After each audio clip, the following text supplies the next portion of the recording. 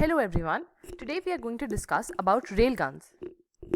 What are railguns? Are they another weapon for the rail force? Don't be crazy. That isn't the case. They're used as an alternative by the military for current large artillery. In the form of small tungsten missiles, ammunition would be relatively light, easy to transport, as well as easy to handle. They could also be used to fire projectiles to intercept the incoming missiles.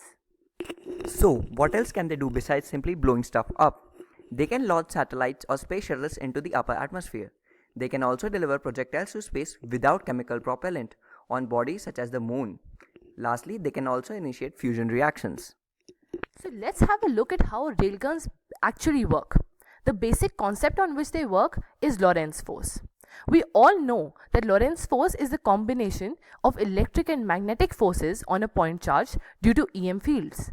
A particle of charge Q moving with a velocity v in the presence of an electric field and a magnetic field experiences a force given by this relation. But what does a railgun comprise of? It is made up of three basic components. One is a power supply, second is conductive rails, and third is the armature. Now, a power supply is simply a source of current. It delivers current in the range of millions of amperes. Rail ends are lengths of conductive metal, whereas armature is used as a bridge to bridge the gap between rails. It can be viewed as a carrier that houses a projectile.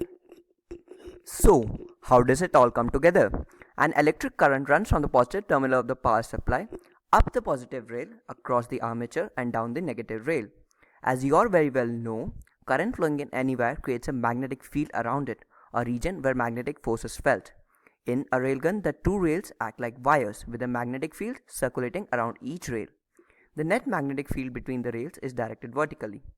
Like a charged wire in an electric field, the projectile experiences a force known as the Lorentz force. This force can be boosted by increasing either the length of the rails or the amount of current. However, long rails pose many design challenges.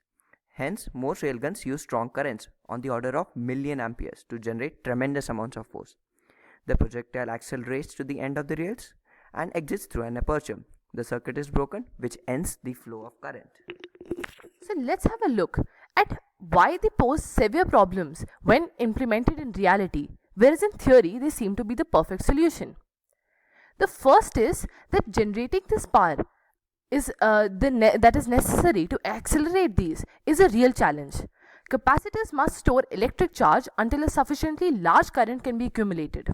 The capacitors that are found in railguns, interestingly, are many cubic meters in size. Second is the most intuitive thing that occurs to us. That is, when an electric current passes through a conductor, it meets resistance. In this case, which is the rails. The current excites the rails molecules, causing them to heat. Thus, intensive heat is produced. The third problem is melting. The heat created by friction due to high velocity can cause thermal expansions of the rails and projectile, further increasing the frictional heat, like a positive feedback loop. Hence, the rails barrel and all the equipment attached would melt or be irreparably damaged if they were not heat resistant. The fourth problem is extensive repulsion. The rails need to withstand enormous repulsive forces during shooting, and these forces will tend to push them apart and away from the projectile. As rail clearances increase, arcing develops, which causes rapid vaporization and extensive damage to the rail surface. So summing up what a railgun actually is, it imparts very high kinetic energy. They interestingly don't need explosives or propulsion. They are inexpensive, small, and safe to store, and they have an enormous advantage in the form of increased range. Hence, this makes timely detection and interception exceptionally challenging. Since they are unguided, even jamming is pointless against them. This slide was presented by Varun and Narayani. Thank you.